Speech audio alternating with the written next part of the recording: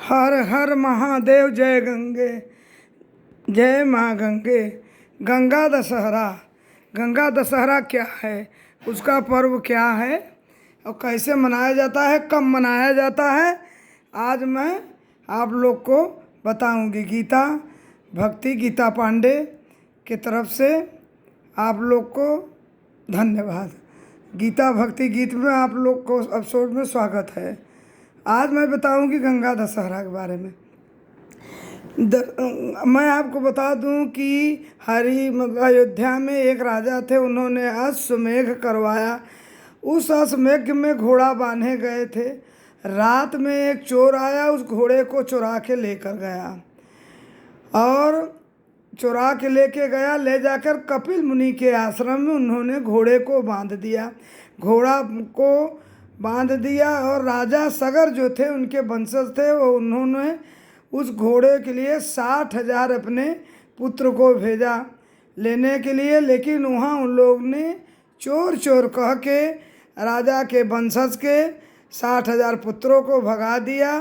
कपिल मुनि को क्रोध जगा, वो क्रोध में आए और उन 60,000 उनके बच्चों को श्राप दे दिया और लोग मौत हो गई और वो लोग नरक के ताड़ना भोगने लगे। बहुत कोशिश सब लोग किए कि पृथ्वी पर गंगा माँ को लाऊं, लेकिन माँ गंगा ने पृथ्वी पर नहीं आया।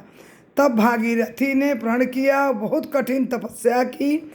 तपस्या करते करते उन्होंने ब्रह्मा को प्रकट किया।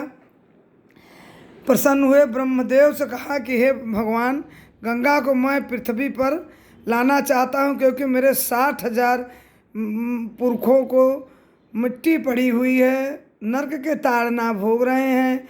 उन लोग के लिए मैं तारने के लिए माँ गंगा को पृथ्वी पर लाना चाहता हूँ। लेकिन ब्रह्मा जी ने कहा ठीक है, मैं तो गंगा जी को छोड़ने को तैयार हूँ, लेकिन उनको संभालेगा कौन? इसके लिए आपको शिव जी का तपस्या करके शिव को प्रसन्न करना पड़ेगा। तो भागीरथी ने शिव जी को तपस्या किया, शिव जी ने तैयार हो गए। प्रार्थना किए के बाद शिव जी ने तैयार हो गए।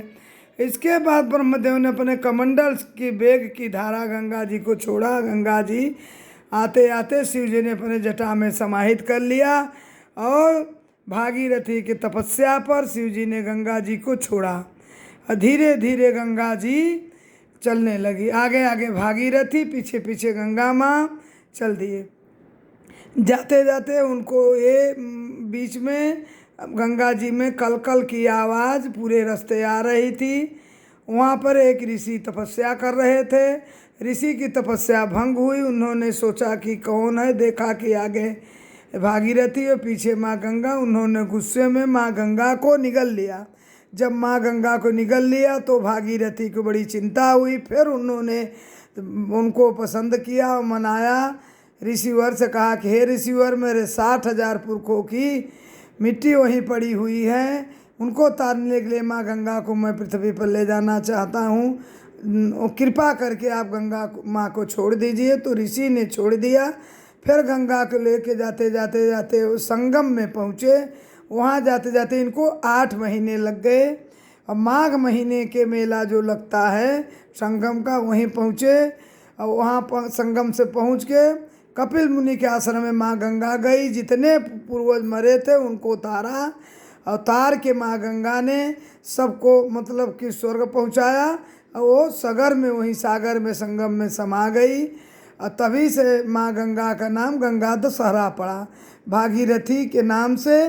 तो कपिल मुनि ने कहा कि आज से इस माँ गंगा का नाम भागीरथी भी पड़ेगा।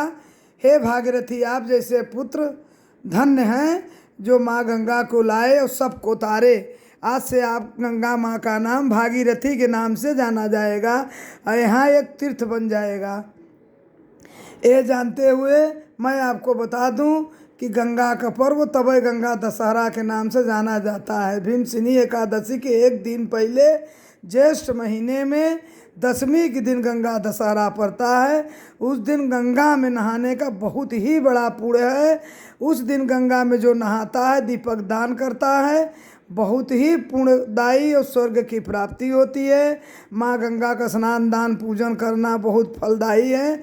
उस दिन किसान लोग ने अपने खेत को शाम में कूड़ा करकट खड़ पतवार को जलाते हैं खेत में, और जला के हाथ जोड़ के इंद्र भगवान से प्रार्थना करते हैं कि हे इंद्र भगवान, बहुत गर्मी हुई, अब गर्मी शांत करिए, अब आप बारिश कीजिए। मेघ से प्रार्थना करते हैं। यहाँ जीव जंतु, कीड़ा मकोड़ा, मेढक, आखिर किसान लोग, पशु पक्षी सब परेशान हैं गर्मी से, अब बारिश करिए।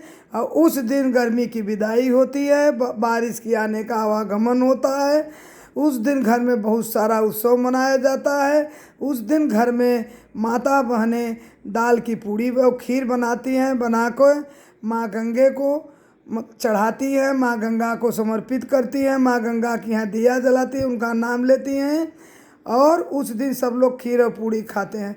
भोलेनाथ और विष्णु भगवान का भी पूजा होता है। वह दिन ब्रह्मा विष्णु महेश उस दिन पृथ्वी पर आए थे और सबको आशीर्वाद दिए। और गंगा माँ को धन्यवाद। आपको मेरा वीडियो सुनने के लिए धन्यवाद।